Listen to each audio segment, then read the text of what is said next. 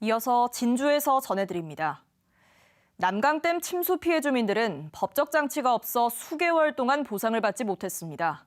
최근 환경분쟁조정법 개정으로 수자원 시설이 포함돼 뒤늦게 보상 절차를 밟게 됐는데요.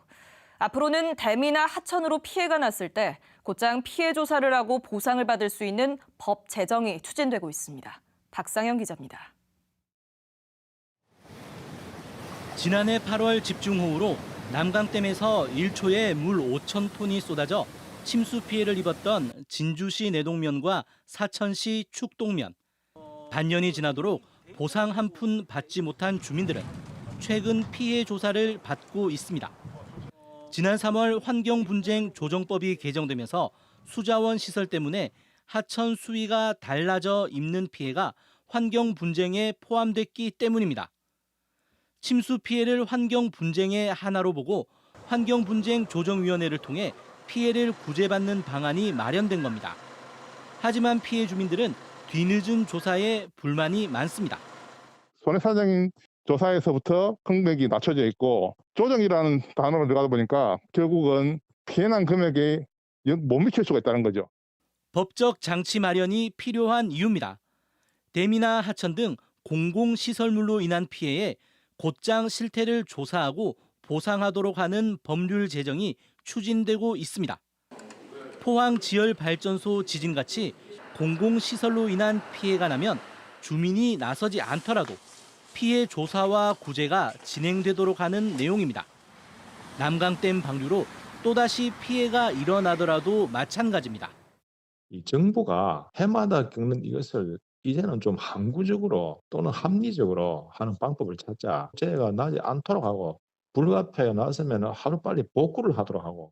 한편 지난해 8월 침수 피해의 원인이 남강댐 운용 실패에 있는지를 가리는 조사위원회의 결과는 이르면 다음 달 나올 예정입니다. KBS 뉴스 박상현입니다. 경남경찰청 아동학대 특별수사팀은 7개월 아기를 때려 중태에 빠뜨린 20대 친모를 긴급 체포해 수사하고 있습니다. 이 여성은 오늘 새벽 1시쯤 자신이 사는 사천의 한 아파트에서 부부싸움을 하다 화가 나 7개월 난 여자 아기를 폭행한 혐의를 받고 있습니다. 아기는 의식불명 상태로 위중한 것으로 알려졌습니다. 사천의 한 어린이집에서 보육교사들이 만 4살 아동을 학대했다는 신고가 접수돼 경찰이 자료 확보에 나섰습니다. 사천경찰서는 어린이집 폐쇄회로 TV 영상을 확인한 결과 보육교사 2명이 아동의 머리를 치거나 어깨를 밀치는 정황을 확인했다고 말했습니다. 경남경찰청은 확보된 자료를 이송받는 대로 조사를 할 예정입니다. 공공연대 노동조합이 오늘 경상대병원 앞에서 비정규직의 정규직 전환을 촉구하며 삭발식을 하고 진주시청까지 약 3km를 행진했습니다. 또 내일은 교육부와 면담을 통해 중재를 요청할 예정입니다. 경상대병원 비정규직 노조는 지난 3일부터 정규직 전환을 요구하며 시설 관리와 청소 등 5개 분야 120여 명이 파업하고 있습니다. 하동군 명덕마을 피해대책위원회가 오늘 남부발전 하동화력발전소 앞에서 피해대책 마련을 촉구하는 기자회견을 열었습니다. 대책위는 하동화력발전소가 명덕마을 100여 미터 거리에 들어선 뒤 지난 30여 년 동안 140가구 주민 300여 명이 소음과 분진으로 고통받고 있다며 대책 마련이 필요하다고 말했습니다.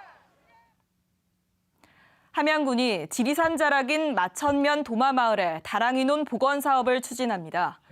함양군은 다랑이논 복원 사업을 마친 뒤 국가 중요 농업유산 등재를 추진할 계획으로 지역 농산물 상표 가치 상승과 관광객 유입을 기대하고 있습니다. 함양 도마마을 다랑이논은 약 8헥타르에 이릅니다. 지금까지 진주에서 전해드렸습니다.